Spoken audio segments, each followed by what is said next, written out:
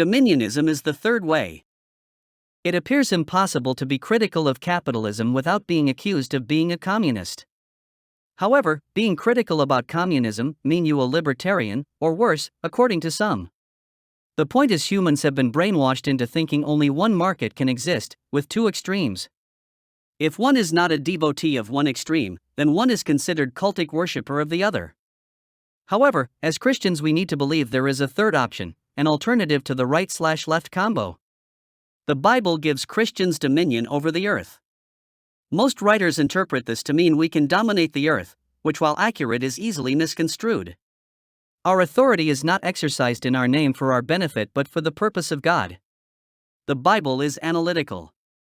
Its truth is expressed in the meaning of the words used.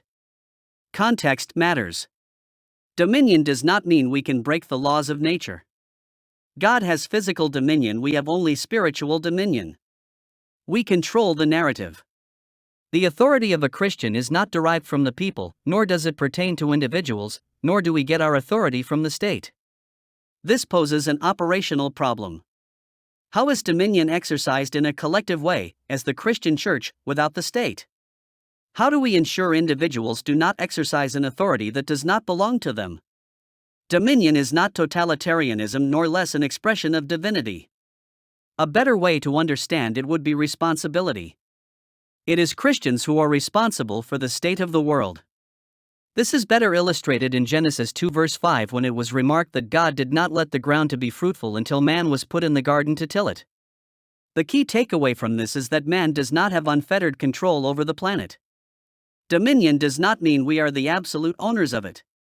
Dominion means there is no other part or element of the planet that takes precedence over us. So, we have use of it. No one can say we cannot make use of the planet. No one can claim the planet, or its parts have rights that exceed or trump ours. But dominion does not trump the rights of the Creator. We have dominion over the things of the world, not over the universe or God. A less common but perhaps more descriptive term is usufruct. This gives us the right of use but without causing damage, collateral or otherwise. The use the property is put to is expected to raise the value of the property. These rights are not available to us in either capitalism or communism. Which means the will of God is being thwarted, both by the capitalist and communist systems. Dominion is not just a spiritual right, it has real-world application. Dominionism is a system in the way capitalism and communism are systems. It is a third way. Capitalism is based on individual ownership. Communism is based on public ownership, though in practice, public ownership gives the state power of attorney. The people own the nation, but we transfer our authority to the state. Dominocracy is the exercise of spiritual power. Dominion means God has given authority over the planet to mankind. However, this implicitly means God is the owner of record. If God did not own the earth, he could not grant authority to man. Dominion means there is no force on earth that is higher than man. There is no authority on earth that man answers to. This still leaves God with ultimate authority. However, if we do not take our authority from God, we have lost our spiritual right to power. Dominion is, then, a complex term meaning nothing on earth is greater than man, but man has an assigned authority, he does not take it. He does not have the authority to claim land. Claiming ownership of land usurps the authority of God. The creation of a state is a way to usurp the authority of God and short-circuit our obligations to God. In Babylon, the state replaces God. There ought to be a division between church and state. The doctrine of dominion puts believers in opposition to those who wage war in the flesh, idolaters. The church cannot be defeated head-on. The gates of Hades cannot prevail against us. We can take back the earth. But the power of the church is defeated by fear. Fear destroys faith, and without faith the church is scattered. The devil's strategy is to keep Christians occupied in fighting wars of the flesh. Conservative fights liberal and capitalist fights communist. What believers ought to fight is all of these idols of man. H.S. sapiens is a degenerate life form. They are the flesh. The spiritual form is H.S. a priorian. These are literally two species of man. A priorian are not awake. We are in the slow process of being perfected. Sapiens cannot build the church because they are of the flesh, they build physical things. The spiritual, to emerge as the church, must separate from the world of the flesh. There is nothing in the Bible that does not make perfect sense, once you grasp the fact of two races and realities. Even the idea that believers are to be perfected makes sense. If we have dominion, we have mastery of the world. This is technical and scientific. To destroy life and resources is not an exercise of dominion. Our capacity to even destroy is limited. Dominion is exercise in our individuality expressed as specialization.